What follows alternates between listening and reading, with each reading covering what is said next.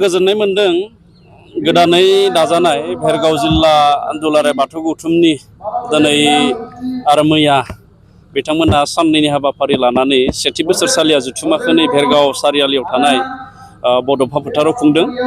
आरो बे दिनैनि बे गेवलां मेलाव आंखौ बिथांमोना सुजुनानै दिहुननाय आलारि खुगा लाइसि आरो लोगोसेयैनो गेवलां मेलखौबो बेखेवनो थाखाय आंखौ खावलायदोंमोन।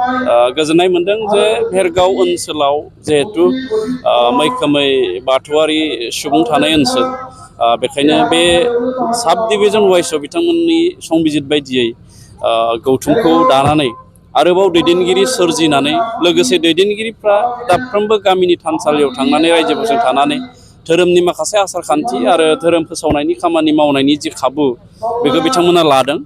आरो जिल्ला जानाय हिसाबै भेरगावआव आनसलिकफोरा एबा गामिफ्रा दैदेनगिरिफोरखौ खाथियावनो मोनगोन।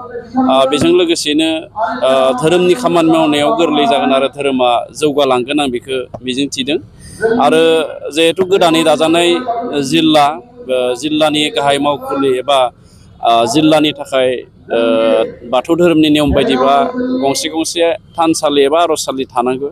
नाथाय बिथांमोना गोदानै दाजानाय हिसाबै आर'जसालिया गैयामोन।